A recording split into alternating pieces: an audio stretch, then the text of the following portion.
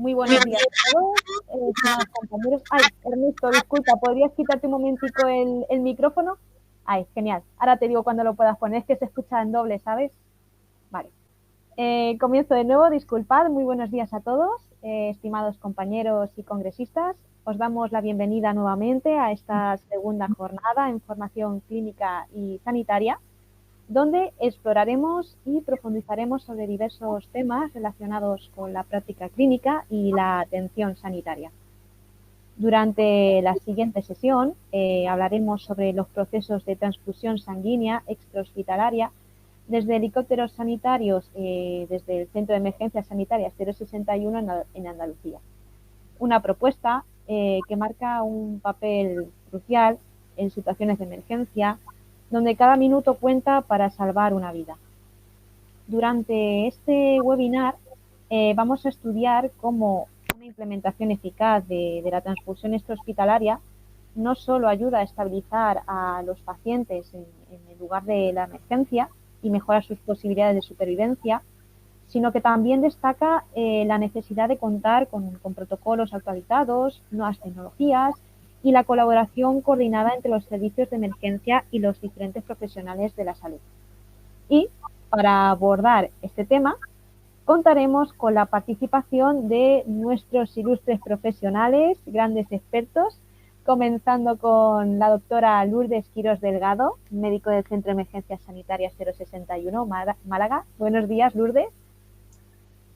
Hola, buenos días. Muy buenos días. ¿Me escucháis? Sí, se te escucha fenomenal. Vale, perfecto. También contamos con don Ernesto Muñoz Álvarez, enfermero del Centro de Emergencias Sanitarias 061, Málaga. Muy buenos días, Ernesto. Hola, muy buenos días a todos. Muy buenos días, encantados de tenerte aquí. Y también contamos con la doctora Remedios Soto García, médicos del Centro de Emergencias Sanitarias 061, Málaga. Buenos días, Remedios. Hola, buenos días. Muy bien. Y ahora que os tenemos aquí a los tres, también hacer mención, aunque no esté aquí presente con nosotros, queremos también agradecer y saludar a doña Vanessa García Márquez, que por motivos de trabajo no va a poder estar presente, pero que ha formado una parte muy importante junto con nuestros tres ponentes aquí presentes de este webinar. Dicho lo cual, el orden de presentación sería el mismo con el que os he presentado. Comenzaríamos primeramente por ti, Lourdes, seguidamente de Ernesto y por último Remedios, ¿de acuerdo? Así que si quieres, Lourdes, puedes ir preparando tu presentación. Bueno, pues... Yo voy recordando a todos nuestros congresistas que en el chat de abajo pueden ir realizando todas las preguntas que las iremos recopilando para posteriormente comentarlas con nuestros ponentes, ¿de acuerdo? Así que nada, Lourdes, puedes comenzar cuando quieras. Bueno, pues voy a ello. A ver que ahora parece. Aquí está. Hola. Bueno, pues nada, como ya me han presentado, soy Lourdes Quirós. Soy médico del C061 de Málaga. Estoy en el helicóptero. Y antes de empezar la charla quería agradecer al comité organizador el haberme dado la oportunidad de poder hablar con vosotros y de presentaros este proyecto, que el hecho de estar en el helicóptero me ha permitido pues pertenecer a esta comisión y darle vida a este proyecto. Bueno, sin más voy a empezar. Espero agradecer también tanto a Rubén como a Laura la paciencia que han tenido conmigo, porque hemos tenido bastantes problemas técnicos a la hora de esta charla. Bueno, mi charla se va a dedicar a hablaros de la transfusión sanguínea extrahospitalaria, a dar una introducción, el por qué introducimos la transfusión en el medio extrahospitalario. Espero que veáis bien toda la pantalla y si tenéis alguna duda, pues al final de la mesa o conforme se vayan realizando, pues me podéis ir preguntando, ¿vale? Pues como sabemos, los equipos en medicina prehospitalario pues son el primer eslabón de la cadena asistencial en la atención del trauma grave. Sabemos que el trauma grave es uno de los problemas más importantes de salud pública a nivel mundial. El 40% de las muertes en un politrauma grave es por shock hemorrágico. Yo solamente voy a dar un poco de shock hemorrágico, porque este tema es muy, muy amplio y necesitaría pues, una sesión completa para hablar de él. Yo solamente quiero dar en esta charla un poco la introducción. Luego mis compañeros son los que se van a dedicar a hablar un poquito más de este procedimiento que se ha instaurado en el 061 en Andalucía. ¿Vale? Sabemos que el sangrado postraumático no controlada es la principal causa previsible de muerte en los pacientes traumatizados. Un tercio de estos pacientes, cuando los abordamos y llegan al hospital, van a presentar coagulopatía. Y esto es la transfusión extrahospitalaria, uno de los problemas que queremos evitar para poder salvar a este tipo de pacientes. ¿Vale? Vamos a incidir en para abordar el shock en el politrauma, pues lo vamos a hacer con una resucitación por control de daños. ¿Qué es esto? La resucitación por control de daños, como pone en la diapositiva, si la estáis viendo, es el conjunto de elementos que nosotros, todas las actuaciones que hacemos para coartar y prevenir esa hemorragia que está ligada al trauma que nos exponemos. Y lo intentamos hacer reponiendo ese defecto de la forma más fisiológica posible. Vamos a hacer una estrategia la forma más fisiológica de abordar una hemorragia, pues ¿cuál es? Pues meter sangre. Por eso nosotros empezamos a hacer este proyecto. En extrahospitalaria, que como somos el primer eslabón, intentar poder poner sangre con todas las garantías para los pacientes. Antes se utilizaba mucho la infusión de líquido a mansalva y se ha visto que esto no, pues no es bueno para el paciente. ¿Qué es lo que pasa? Que ahora intentamos hacer la resucitación con el control de daño. Ya no hace falta poner al paciente con una tensión normal. Pues, intentamos hacer una reanimación hipotensiva. Intentamos evitar el uso de cristaloides masivos. ¿Y cómo intentamos hacer eso? Si nosotros introducimos la transfusión sanguínea en el momento que estamos con el paciente, pues vamos a hacer que no tengamos que meter tanto líquido para el paciente. Existe como ya sabemos, una tríada de mortalidad, que es la hipotermia, la hipocalcemia y la acidosis. Si nosotros empezamos con la transfusión rápidamente, pues vamos a hacer que cuando llegue el paciente al hospital, no tenga este tipo de coagulopatía. Perdonad, pero es que estoy teniendo problemas, no sé, ¿me estáis escuchando? Sí. Es que Sí, se te escucha genial. Sí, sí se te escucha, Lourdes. se me ha puesto la pantalla en negro. Las diapositivas las vemos. ¿Sí? Si haces clic, ¿pasaría a la siguiente? A ver, espera un momento. Es que no veo nada ahora mismo. Se me ha apagado el ordenador y no Y veo si no, nada. no pasa nada. Si quieres, dejas de transmitir y lo vuelves a poner. No pasa nada. A ver si lo controlo. Le estoy dando... ¿Está pasando? No, se ha quedado en la diapositiva de resucitación con control de daños. De control de daño. Bueno, voy a intentar, dame un segundo, a ver, ahora. Bueno, pues vaya, Si quieres puedes dejar de compartir y lo vuelves a poner. un momento. A ver, voy a dejar de compartir, voy a intentar, perdón. Vale. A Nada, ver, no pasa nada. Jolín. Mira que lo he ensayado. Si quieres les das a terminar de compartir y le vuelves a dar. Volvemos a hacer el proceso desde el principio. Vale, perdón. Le das al botoncito rojo que hay debajo de nuestras pantallas con las dos cámaras. De repente se ha puesto en negro y no sabía si me estabais escuchando. A lo mejor el programa que se ha quedado un poquito... Ya, a ver.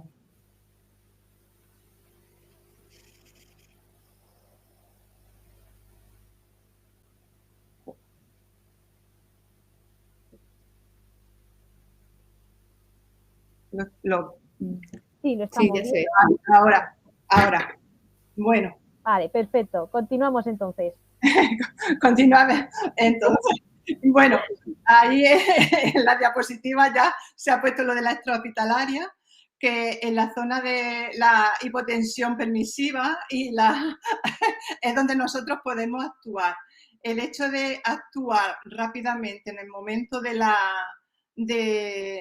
trauma grave hace que ganemos mucho tiempo y que los pacientes puedan llegar al hospital, que es donde se va a solucionar definitivamente este problema tan grave que es el shock hemorrágico. Ahí, como veo, en el hospital, pues ya con la cirugía, con el protocolo de transfusión masiva, pues intentarían coartar el problema del shock hemorrágico. Ahora, en nuestros helicópteros y en nuestras unidades de terrestres, nos han puesto también analizadores que hacen que podamos ver los valores de los electrolitos de los pacientes y entonces abordar el tema de la acidosis, de la hipocalcemia de los pacientes, que esto nos da mucha ventaja a la hora del buen control de los pacientes.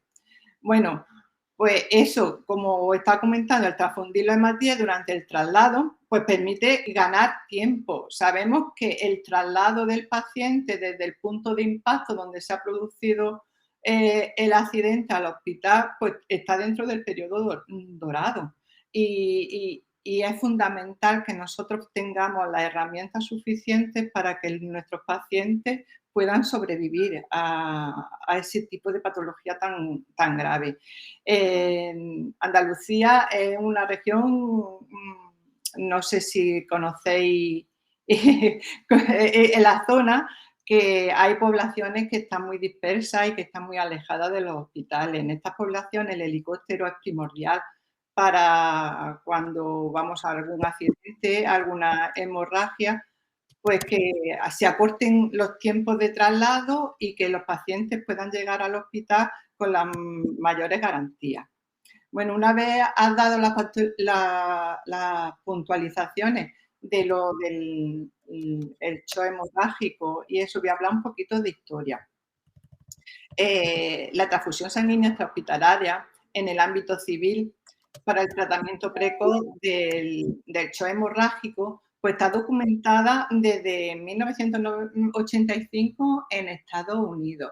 En el ámbito militar sí que es anterior. Los militares y en momentos de guerra sí que han podido de forma extrahospitalaria hacer la transfusión.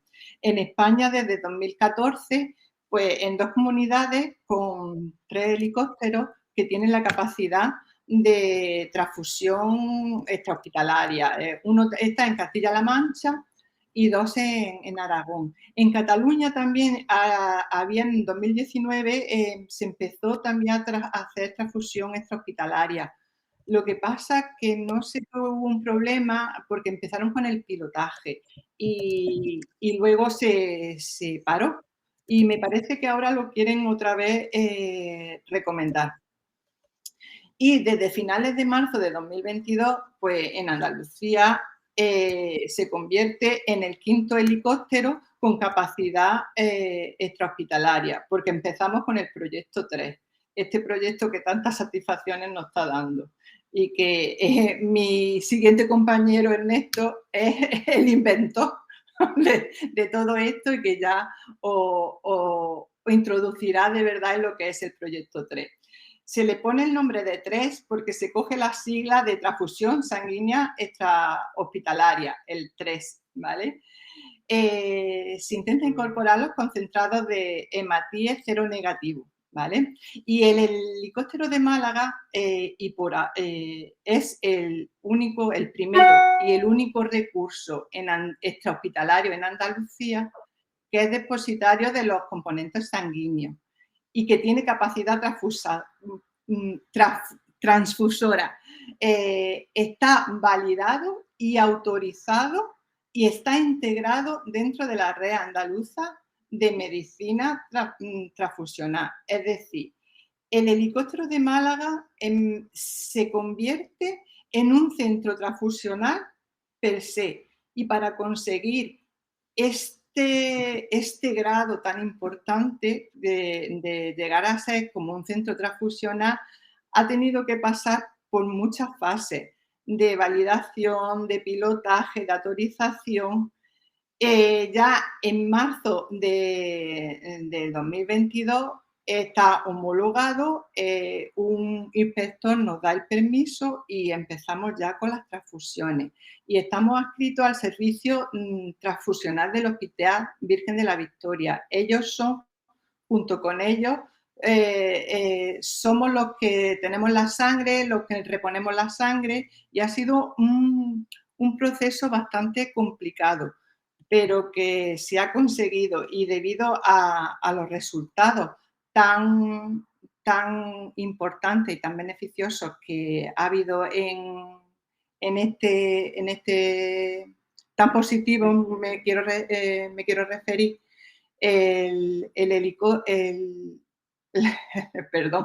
la transfusión sanguínea extrahospitalaria se va a instaurar en el resto de helicópteros que hay en Andalucía. Ahora mismo el helicóptero de Granada está empezando a pilotar este procedimiento y seguidamente se va a incorporar también el de Sevilla. Y nada, ahora os voy a dar paso. Bueno, que se me olvidaba deciros, el C061 solo no podía haber conseguido poner en marcha este procedimiento. Ha sido todo en forma conjunta con la Red Andaluza de Medicina Transfusional. En ella tenemos a Lola, que es la encargada en Huelva, que ha sido, que de su mano ha sido la que nos ha abierto las puertas para poder poner la transfusión sanguínea extrahospitalaria en Andalucía. Y nada, y sin más, voy a dar paso a mis compañeros que os van a explicar lo que, pues, las diferentes fases y lo importante e interesante que ha sido la introducción de este procedimiento dentro de la medicina extrahospitalaria. Pues nada, muchas gracias. Pedir perdón por los problemas que hemos tenido y eso, y un poquito por mis nervios. Que va, no te preocupes, se ha visto fenomenal y has estado estupenda. Bueno, voy a dejar de compartir. Paso a mi compañero. Estupendo. Vale, voy a ir compartiendo pantalla. Genial. Sí.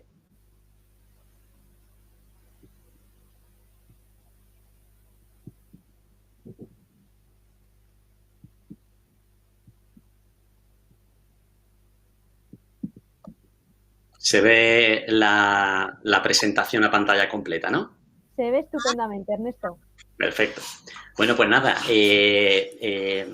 muy buenos días a todos. Y como dijo Lourdes, pues nada, muchísimas gracias al Comité Científico por la posibilidad que nos ha dado de poder, bueno, pues transmitir aquí y compartir con todos vosotros pues un proyecto que verdaderamente nos tiene pues muy motivados y que está causando pues vamos, bastante interés en todos los foros y a los que, bueno, estamos siempre encantados de ir y de compartirlo con todos los compañeros.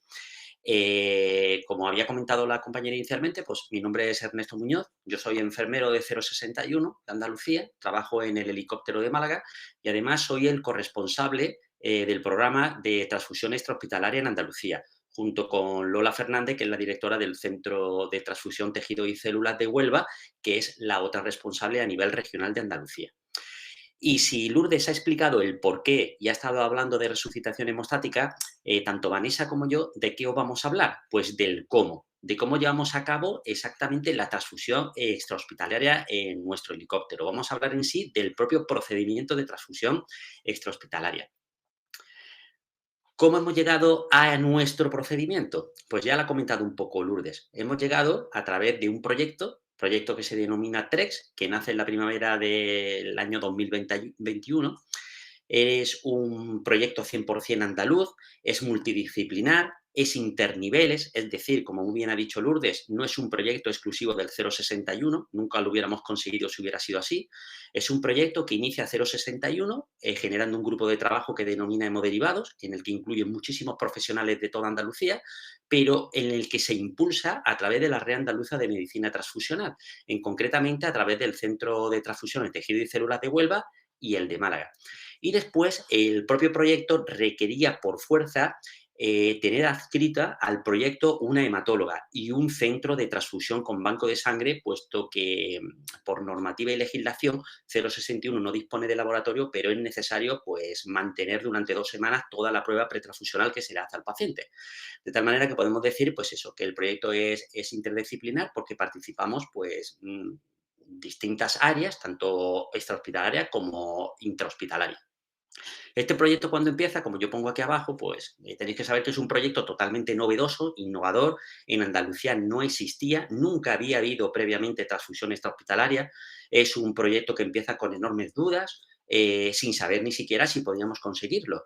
Entre ellas y el principal escollo, sobre todo, si era seguro realizar transfusión extrahospitalaria, si tendríamos la capacidad de conservar, de transportar esa sangre en el helicóptero que yo, bueno, os recuerdo que ha sometido a vibraciones, a altitud, a altas temperaturas en verano. Y bueno, comentar pues que este proyecto, después de 18 meses, ha pasado, como yo digo aquí arriba, pues desde del proyecto TREX al propio procedimiento. A un procedimiento específico que ha llegado a Málaga, pero como bien ha dicho Lourdes, actualmente se está trabajando para llevarlo a los otros 4 helicópteros que dispone Andalucía en su sistema de emergencia, que están situados en Granada, en Sevilla, en Córdoba y en Cádiz. Este proyecto no solo ha sido largo, su inclusión, su finalización ha sido un total de 18 meses, sino es que ha debido de pasar por 4 fases en el que hemos tenido que cumplir determinados requisitos y consideraciones que cada una de las partes del proyecto nos ha estado solicitando. La principal, la piedra angular de todo el proyecto, pues la fase de validación. La fase de validación la marca el Red Andaluza de Medicina Transfusional y en esta fase lo que teníamos nosotros que demostrar que éramos capaces de conseguir todos los estándares de calidad que están publicados en la normativa CAP, tanto para la conservación como el transporte y tanto la administración de esos concentrados de hematía. Y sobre todo en esa fase de validación, lo que ellos nos controlaron mucho era que estos concentrados de hematíes que ellos inicialmente nos dejaban simplemente para volar, no para transfundir, los sometían cada 2 semanas a controles de calidad y tenían que ver que no se producía ni hemolisis ni contaminación bacteriana. Conseguida la fase de validación, pasamos a una fase de autorización sanitaria. La Junta de Andalucía, desde que tiene conocimiento del proyecto, nos asigna un inspector de la Junta de Andalucía, el propio inspector que audita pues, centros de transfusiones. Y este auditor pues, puso sobre todo el énfasis en el procedimiento de trazabilidad, ¿vale? Que lo llevamos a cabo y en conjunto con el Hospital Virgen de la Victoria de Málaga. Superada la fase de autorización, después de pasar una auditoría in situ en la propia base del helicóptero, tuvimos que superar una fase de pilotaje que nos solicita la propia empresa de 061, donde tenemos que realizar una transfusión de 5 pacientes antes de que el procedimiento entre dentro del mapa de procesos propios que tiene la empresa. Todo con el objetivo de depurar posibles errores, fallos que hubiese, de tal manera que ese procedimiento llegara al final con las máximas garantías de seguridad hacia los pacientes. Y la última fase que tuvimos que superar pues, fue la formación de todos los profesionales que iban a estar implicados. Finalmente, pues hay que decir pues, que ha sido un éxito. Ya llevamos 18 meses transfundiendo, llevamos 13 pacientes transfundidos, que después hablará Reme de ellos. Y bueno, pues por ahora pues el proyecto está siendo pues todo un éxito. Gran parte de este éxito, ¿dónde ha radicado? Pues ha radicado en el material que se ha usado. Tenéis que saber que el material que usamos no es material convencional, es material profesional. Piedra angular de ellos son los estabilizadores de frío, que no son estabilizadores convencionales que congelan, son estabilizadores que se introducen en el frigorífico entre 2 y 3 grados y después de unas cuantas horas solidifican, como podemos ver en esta otra foto, pero cuando solidifican se quedan en torno a 4 o 5 grados.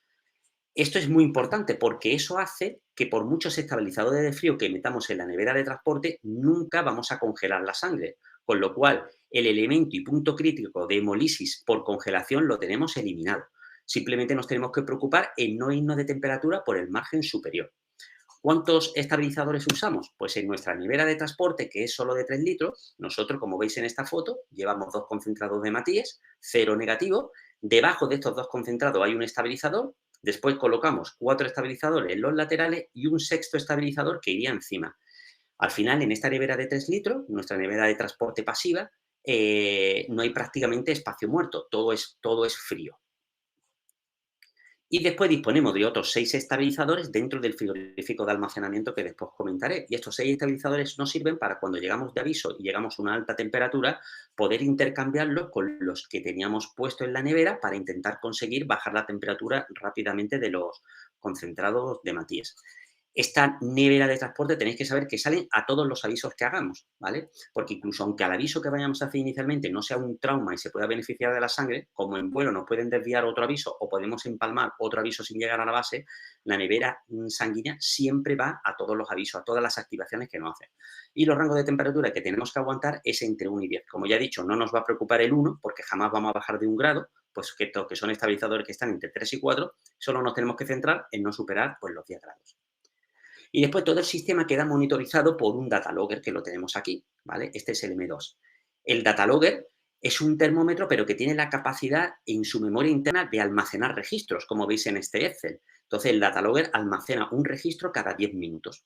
Este data logger, cuando se conecta a un ordenador, genera un documento que además está encriptado, es inmodificable y es el propio documento que nos pide el centro de transfusión porque cuando nosotros, en el periodo que disponemos de la sangre, que es aproximadamente un mes, no hemos transfundido, esa sangre es devuelta al centro de transfusión previa entrega de este documento donde ellos ven que, bueno, pues la sangre siempre ha estado en rango y eso hace que ellos la puedan asumir y la puedan reintroducir en el circuito asistencial. De tal manera que sepáis que hoy por hoy, pues, toda la sangre de vuelta se ha reintroducido, con lo cual podemos decir que el proyecto tiene coste cero de sangre.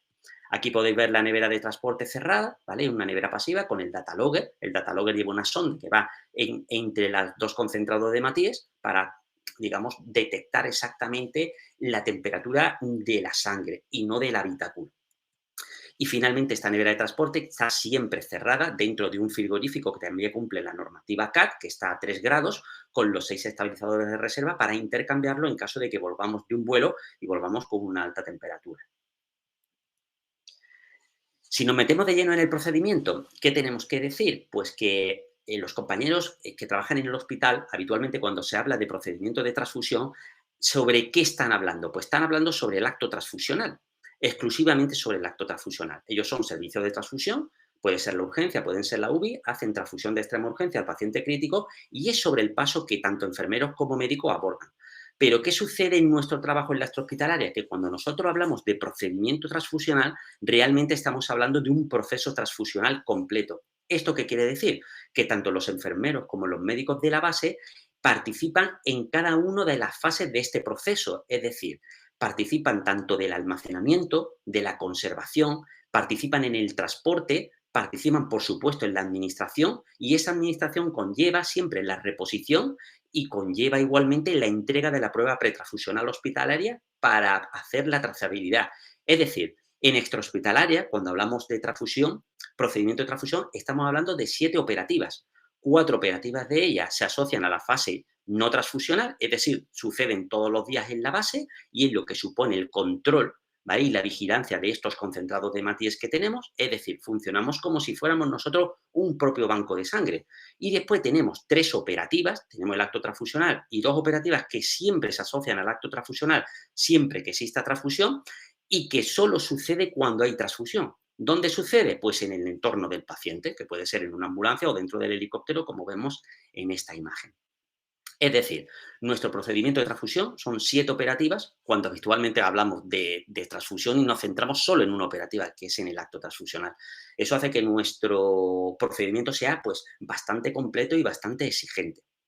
Justamente eso ha hecho que nosotros generamos tanto checklists como infografías para facilitar, por ejemplo, las 4 operativas pretransfusionales que tenemos. Esto es una foto de nuestra base, del helicóptero de Málaga. Hemos generado una infografía, en concreto 6 infografías que tenemos detrás del frigorífico de almacenamiento de la sangre. Tenemos dos frigoríficos. Este frigorífico es de medicación y solo este frigorífico es para los concentrados de hematíes.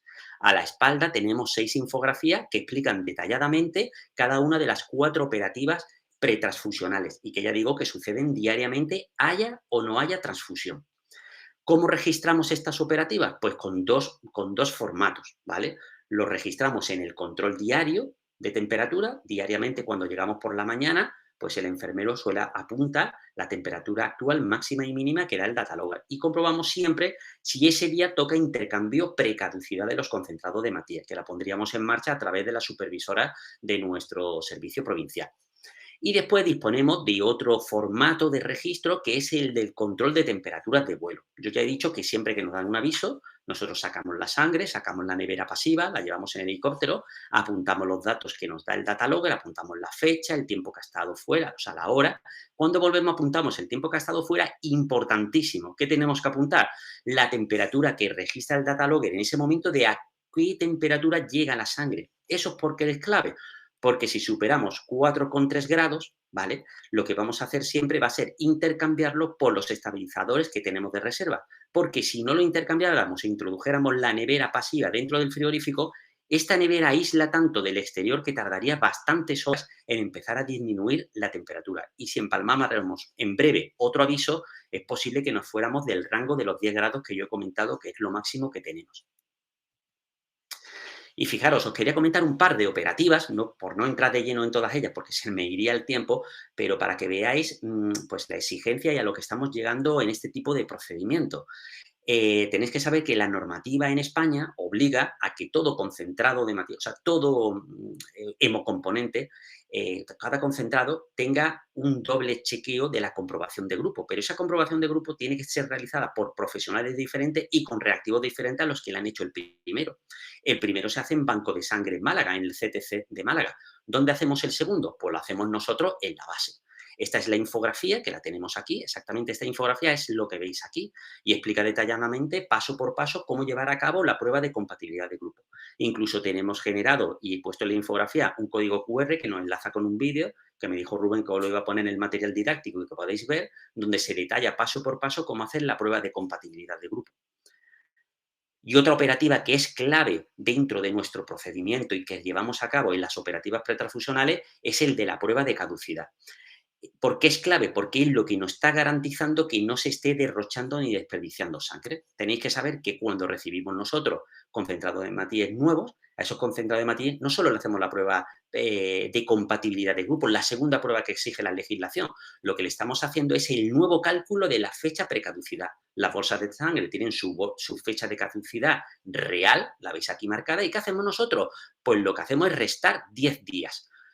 Al restar 10 días, por ejemplo, esta bolsa, en vez de entregarla el 5 de abril al centro de transfusión, la vamos a entregar el 25 de marzo, con lo cual el centro de transfusión tiene por delante 10 días para reintroducirla en el circuito asistencial hospitalario. Como yo he comentado, esto es clave y es lo que ahora mismo hace, como os comentará Vanessa en las conclusiones finales, que hoy por hoy, después de 18 meses, ninguna bolsa de sangre se haya perdido. Las bolsas de sangre que tenemos nosotros o se transfunde o si se devuelve, se vuelve a reintroducir en el circuito asistencial.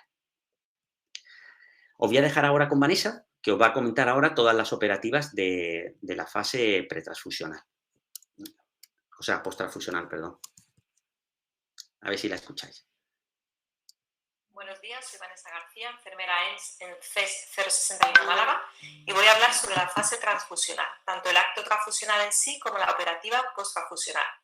A la izquierda de la diapositiva podéis ver una bolsa azul rotulada con el nombre TREX. En esta bolsa hemos incluido todo el material necesario para realizar la transfusión, lo que nos facilita el acto transfusional en sí. Además, esta bolsa va unido con un velcro a nuestra nevera de transporte y la llevamos cada vez que salimos a cada uno de nuestros avisos. ¿Qué hemos incluido en ella? Un checklist que nos recuerda todos los pasos a seguir, tanto durante la transfusión como después durante la fase post-transfusional, las escalas predictivas de transfusión sanguínea y una guía con el uso BEL. Lleva también un calentador Belmont, 2 packs con todo el material fungible, que cada uno de ellos tiene 2 tubos de extracción de muestra pretransfusional, un sistema Belmont y un equipo de infusión sanguínea con filtro. Incluye también 2 sobres para guardar después toda la documentación y 2 bolsas para guardar los concentrados de matías que hemos transfundido y 2 sobres cerrados con toda la documentación necesaria, más la pulsera agrícola. La documentación son la solicitud o volante de transfusión, consentimiento informado, un documento de reacción y transfusión y un formato de solicitud de componentes sanguíneos. Podemos aquí ver el checklist del que hablábamos en la diapositiva anterior. En formato A5 plastificado, por una cara vemos el checklist del acto transfusional. Por la otra cara, el resto de operativas posteriores que están asociadas al acto de transfusión, así como sus posibles excepciones y todas aquellas situaciones especiales que pueden darse durante el mismo.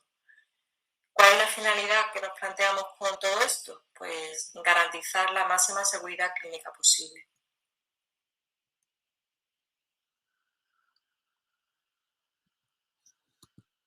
En el momento de la transfusión, los concentrados de hematíes, antes de sacarlos de la nevera de transporte, tenemos protocolizado por seguridad clínica del paciente comprobar la temperatura de nuevo en el data logger.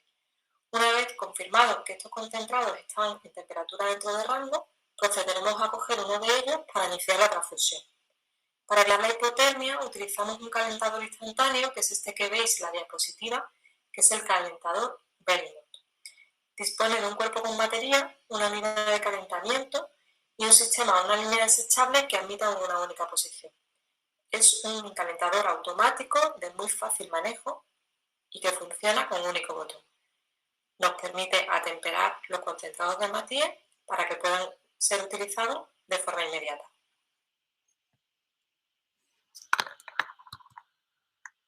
Una vez realizada la transfusión, con independencia del destino del paciente, entregaremos en el banco de sangre del Hospital Clínico Universitario Virgen de la Victoria de Málaga tanto la prueba pretransfusional como toda la documentación. Vamos a entregar, por tanto, 2 tubos de extracción de muestra pretransfusional, 2 tubos morados con su correspondiente pegatina glicode. Entregaremos la solicitud de prueba pretransfusional con pegatina glicode también, todas las etiquetas que hayan sobrado de esta pulsera, las bolsas que se hayan transfundido vacías dentro de una bolsa zip identificadas con la pegatina glicode, documento de reacción transfusional en caso de que esta se haya producido, identificado también con la pegatina glicode, y por último el consentimiento informado, siempre que haya sido posible, identificado también con la pegatina glicode. Este documento que vemos a la derecha es el de solicitud o volante de transfusión. Se trata de un documento realizado en consenso entre nuestro servicio y el servicio de transfusión y es el documento principal de trazabilidad. Los documentos deben entregarse por ley y deben ser guardados al menos durante 2 semanas. En él, como veis, aparecen los datos del paciente, toda la información sobre el acto transfusional, diagnóstico, motivo de la transfusión, observaciones, así como los profesionales implicados en el mismo. Con respecto a la prueba de pretransfusión y a la entrega de bolsas, no siempre va a ser posible sacar muestras ni la entrega de las mismas, aunque esto no debe impedir nunca la realización de la transfusión.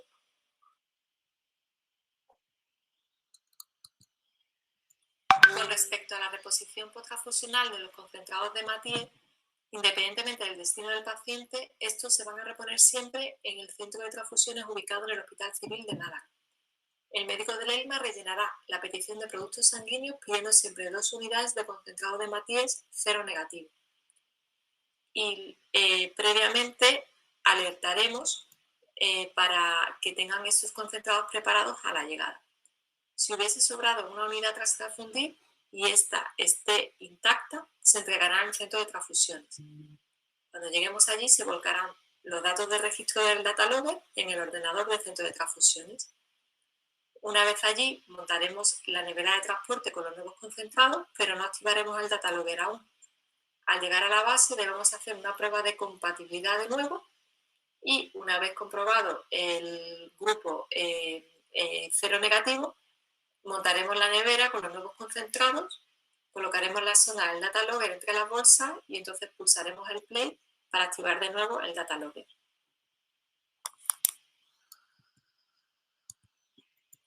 Con respecto a las conclusiones, tras 18 meses transfundiendo, decir que se garantiza la conservación, transporte y trazabilidad de los concentrados de Matías, contemplando todos los elementos de fiabilidad y seguridad clínica del paciente que requiere el acto transfusional intrahospitalario. Ninguna de las bolsas ha sido desechada. Todas las bolsas que se han devuelto anticipadamente al centro de transfusiones de Málaga, por precaución, se han introducido de nuevo en el circuito asistencial. Y no ha existido ninguna complicación en ninguna de las fases del proceso, ni tampoco reticencia o queja hospitalaria asociada a los casos transfundidos. Para finalizar, comentar que el proyecto liderado por el 061 y la Red Andaluza de Medicina Transfusional es un proyecto que va a beneficiar a todos los pacientes que sufran un shock hemorrágico, principal causa de muerte evitable en el trauma grave. Y por último, pues destacar la rigurosidad e implicación de todos los profesionales de la base ELMA, que ha sido fundamental para el desarrollo de este procedimiento. Muchísimas gracias a todos.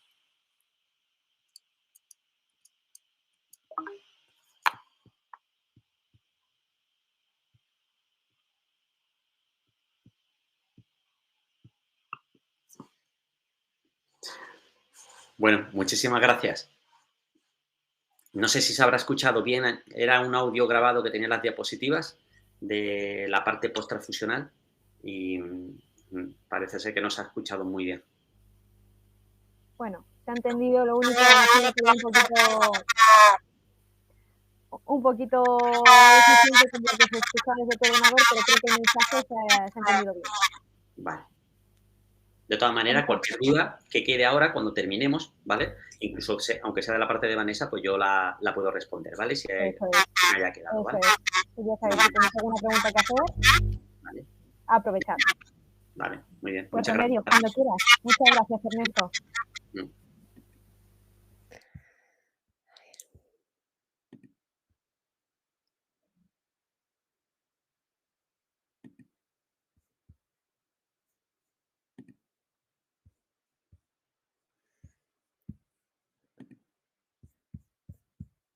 A ver, voy a abrir ya.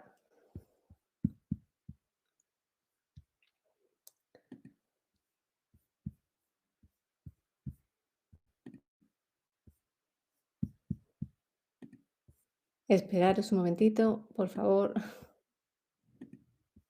Segundo. Nada, sin problema.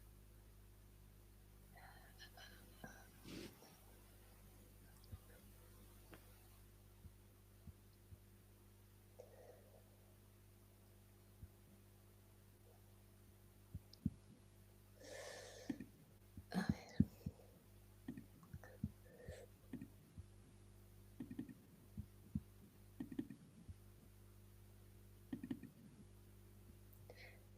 ¿Se ve ahora? Se ve perfectamente. Vale. Yo es que ya no os veo a vosotros, pero bueno. No pasa nada, no pasa nada. Si quieres ponerlo en pantalla completa para que lo veamos entero. Sí, vamos a ver. ¿Ahora? Perfecto. Muy bien.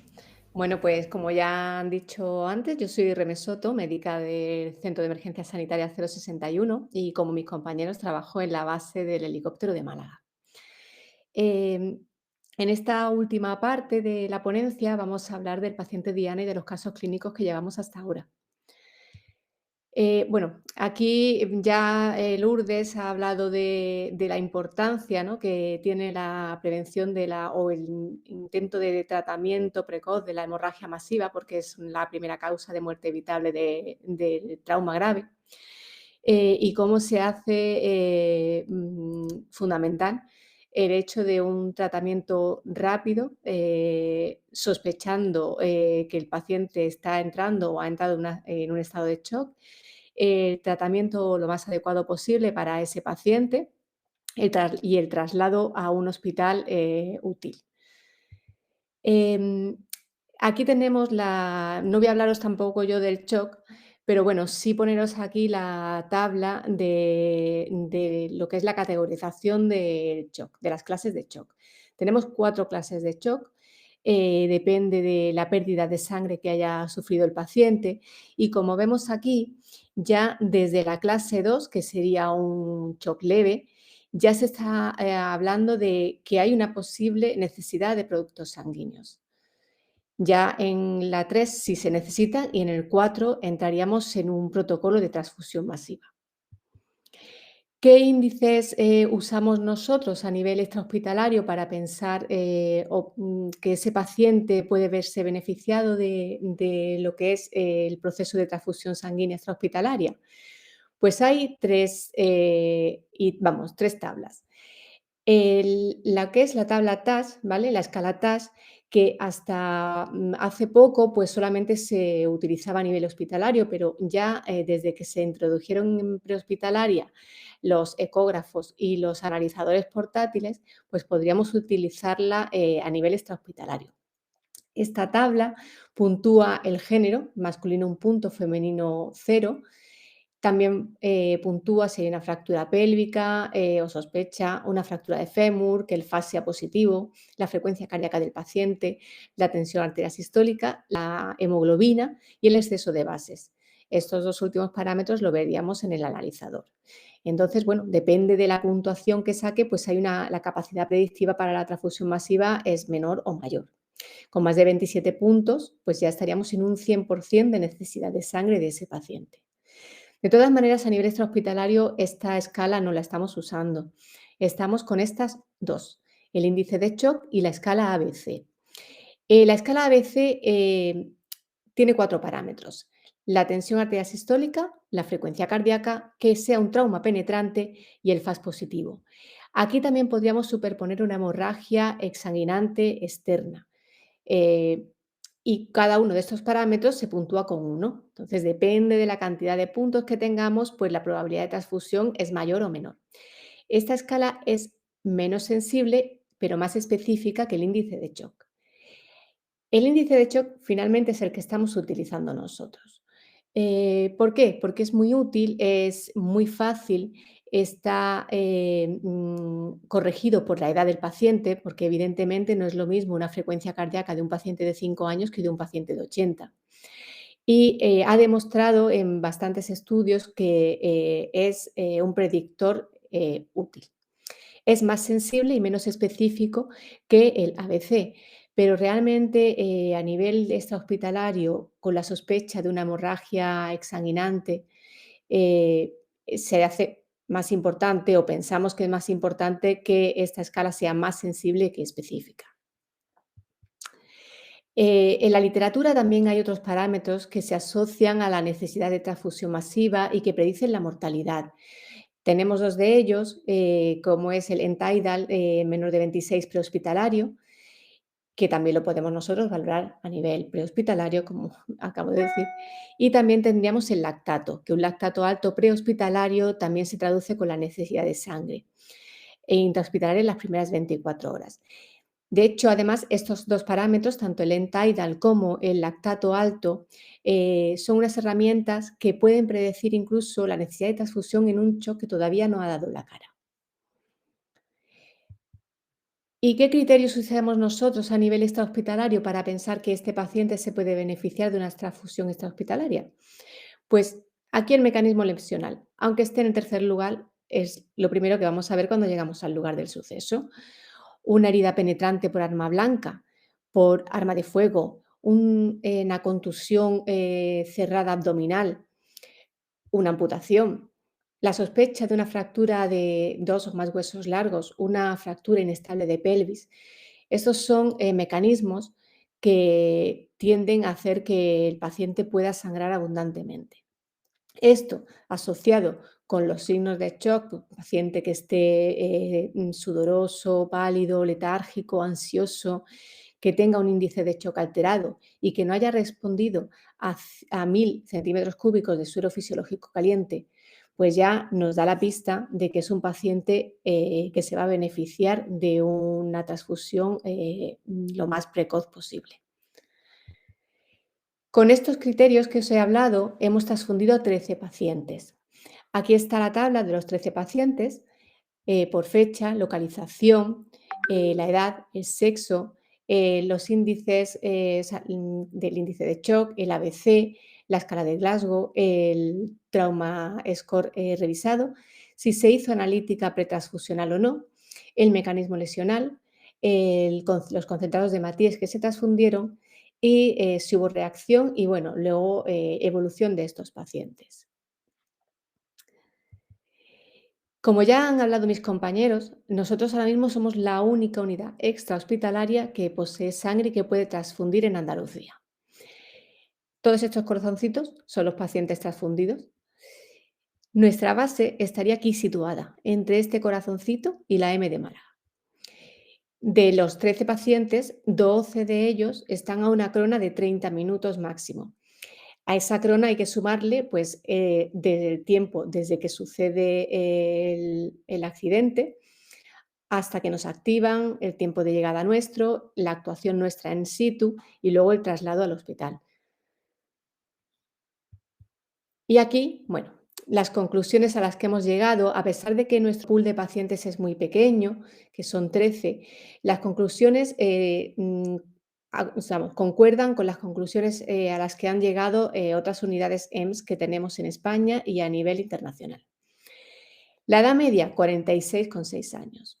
Tenemos el paciente más joven de 22 y el mayor de 80. Sexo, pues como veis aquí, 12 son varones y 1 mujer. Si recordáis la tabla TAS, ahí se puntuaba con un punto al varón y con ninguno a la mujer. En esta imagen tenemos a nuestro paciente Diana, un señor de edad media. También los mecanismos lesionales concuerdan con los mecanismos lesionales de otras unidades. 10 de los 13 son tráficos y en los tráficos también incluimos pues, atropellos, salidas de vía, colisiones. 2 de ellos fueron agresiones con arma blanca y el último fue un precipitado de 15 metros. ¿Qué ha pasado con estos pacientes? 6 han fallecido y 7 siguen vivos. De los fallecidos, todos tenían un trauma score revisado menor de 9, lo que significa y lo que ya nos puede hacer una idea de la gravedad de sus lesiones. 3 de estos pacientes fallecidos se les hizo RCP avanzada in situ y 1 quedó en el lugar. Otros 2 fallecieron al llegar al BOS de críticos. Otro falleció en las primeras 24 horas de ingreso y otros 2 fallecieron a los 21 días. De los pacientes que están vivos, pues de alta en menos de 8 días, alta con menos de 8 días se le dieron a 3, otros 3 se fueron de alta en las 2 a 6 semanas después del ingreso y un paciente permanece ingresado en el Hospital Nacional de Parapléjicos de Toledo porque tiene una lesión medular de C6-T3. De los 6 que están de alta, 4 sin secuelas y 2 tienen una limitación para la deambulación. Uno de ellos fue por una amputación de este medio inferior de izquierda y el otro por una pierna catastrófica por el atropello. Ahora, pues, bueno, me gustaría comentaros algunos casos, no voy a contaros los 13 porque para no aburriros demasiado. Así que, bueno, vamos a hablar de algunos de ellos porque tienen ciertas particularidades. El primero, pues el primero fue el primer aviso que se hizo con la transfusión extrahospitalaria desde que empezó el proyecto. ¿Me oís? ¿Estáis ahí? Sí, Reme, se te oye Vale. perfectamente. Digo, es que como no veo ni me escucho, digo, a ver si estoy hablando sola. Estoy contándome yo la historia. Cuando quieras. Bueno, pues el primer aviso fue el primer paciente beneficiado de la transfusión extrahospitalaria desde que empezó el proyecto. Él fue un varón de 30 años, estaba durmiendo al lado de la vía del tren y cuando pasó el tren le amputó la pierna, vamos, la extremidad inferior izquierda. Cuando llegó el equipo médico de la zona, fue en Ronda, pues tenía hemorragia sanguinante por la amputación, le pusieron un torniquete femoral distal, con el que analizaron vía, le pasaron suero caliente y analgesia. Cuando llegamos nosotros, la hemorragia continuaba, estaba con un índice de shock de 2 y una BC de 4, Glasgow de 8 y un trauma revisado de 9. Se le puso un segundo torniquete por encima del primero, que ya coartó la hemorragia. Le pasamos 1 gramo de tranexámico y 250 de suero caliente. Se sedó de relajo y analgesió para conectar la ventilación mecánica y como se mantenía el índice de shock en mayor de 2, iniciamos la transfusión extrahospitalaria. Durante el vuelo le pusimos el segundo concentrado y cuando llegamos al box de críticos le dimos la transferencia al intensivista y el paciente se había estabilizado bastante. Tenía una frecuencia cardíaca de 100, una tensión ya de 11,7 y una end-tidal de 32. No hubo ninguna reacción transfusional y durante el proceso asistencial, aparte de nuestros 2 concentrados de Matíes, se le pusieron otros 4, 2 intraoperatorios y 2 en UCI. Este paciente no necesitó aminas y se estuvo al segundo día. Y de alta se fue a domicilio a los 8 días del accidente. La respuesta tan espectacular de ese paciente y luego la buena evolución, pues nos confirmó que estábamos haciendo lo correcto, que el haber introducido la transfusión extrahospitalaria iba a beneficiar a muchos pacientes que antes lo único que podíamos hacer con ellos era meterle suero, el mínimo posible también para hacer una reanimación hipotensiva y salir corriendo al hospital.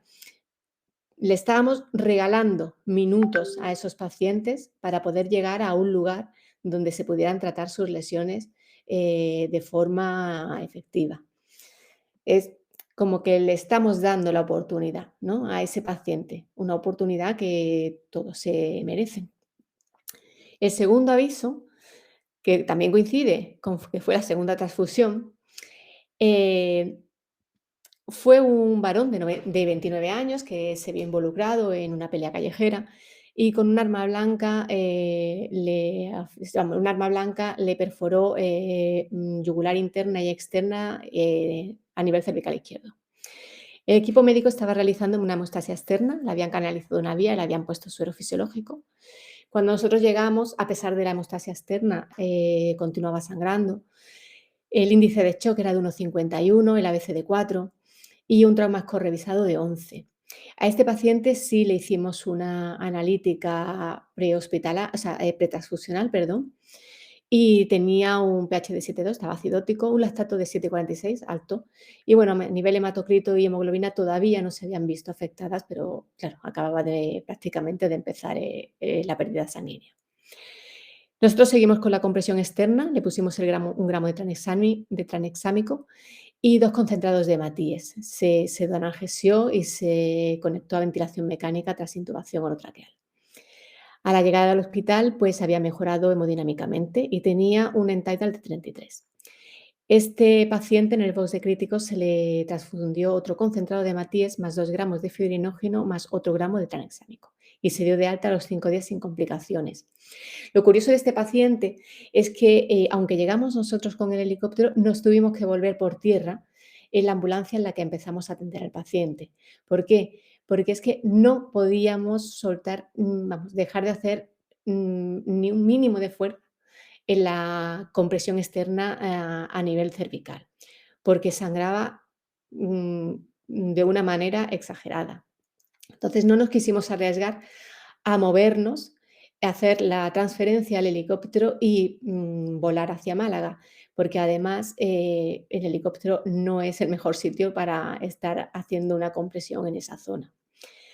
De todas maneras, se podía, como comprobamos, el paciente pues llegó bien y al final está estupendamente. Otro caso que os quiero comentar sería precisamente el tercero que se hizo. Este paciente fue en Almuñécar, Granada. Era un motorista de 37 años que colisionó frontalmente con un coche. Aquí vemos el estado de la moto. Cuando se lo encontró en la unidad de la UBI móvil de Motril, presentaba un choque hipovolémico. Tenía un índice de choque de 1,57, una BC de 3, un trauma revisado de 9. Sospechaban un neumotórax derecho, un neumotórax bilateral, fracturas cervicales, torácicas, fracturas cerradas de extremidad superior derecha, de extremidad inferior derecha. Le hicieron un EFAS y fue positivo esplenorenal. Le había puesto un gramo de tranexámico y cuando llegamos nosotros, pues empezamos con la transfusión extrahospitalaria. Hasta la llegada al Hospital de Trauma de Granada, donde se había activado tanto código trauma como protocolo de transfusión masiva, se le transfundieron 2 unidades. A la llegada al hospital, lo curioso es que seguía con una frecuencia cardíaca alta, a pesar de que había mejorado la tensión, y el end-tidal era de 40. Allí en el box de crítico le transfundieron un tercer concentrado de Matíes y una unidad de plasma. La evolución del paciente en esas primeras horas y el body tag no justificaron la sospecha de shock hipovolémico que teníamos y se diagnosticó como un shock neurogénico. De hecho, este paciente es el que está ingresado todavía en la unidad, o sea, en el Hospital Nacional de Parapléjicos de Toledo. Este paciente, este aviso nos hizo plantearnos algunas preguntas. ¿Habíamos hecho bien en transfundirlo? ¿Nos habíamos equivocado en algo en la evaluación? ¿Qué pasó con ese FAS positivo? Pero bueno, al final las respuestas, bueno, la ecografía, nosotros no somos grandes expertos en ecografía en un trauma grave a nivel extrahospitalario. Por otro lado, ¿hicimos mal en transfundir? Pues yo creo que no. Y al final yo creo que todos mis compañeros hemos llegado a la misma conclusión. ¿Por qué? Porque a lo mejor detrás de ese shock neurogénico había un shock hemorrágico clase 2 y le vino bien esa sangre. Porque, vamos a ver, este paciente tenía un hemotórax bilateral, tenía fracturas cervicales, torácicas, fractura de extremidad superior derecha, fractura de extremidad inferior derecha. Tenía bastantes fracturas. Eso, la suma de todas esas pequeñas hemorragias pueden hacer que cayera en un shock hemorrágico clase 2. Claro, ese shock hemorrágico clase 2 con 2 concentrados de Matíes, bueno, 3, porque también se lo pusieron en el box de críticos, pues hizo que superara ese shock rápidamente, pero que, claro, mantuviera su shock neurogénico como ha seguido manteniendo. Y, por último, quería hablaros de otro paciente. A ver, este no, ni este. A ver. Este paciente. Este paciente fue en San Pedro de Alcántara, en Málaga. Es un varón de 72 años que el pobre estaba sacando sangre de ya al final, estaba sacando dinero de un cajero y lo atropellaron. Nada más que llegar nuestra unidad de San Pedro por tierra, activó el helicóptero. ¿Por qué? Porque la distancia desde nuestra base hasta San Pedro es de vuelo 10-15 minutos. Vieron que este paciente iba a necesitar sangre, sí o sí.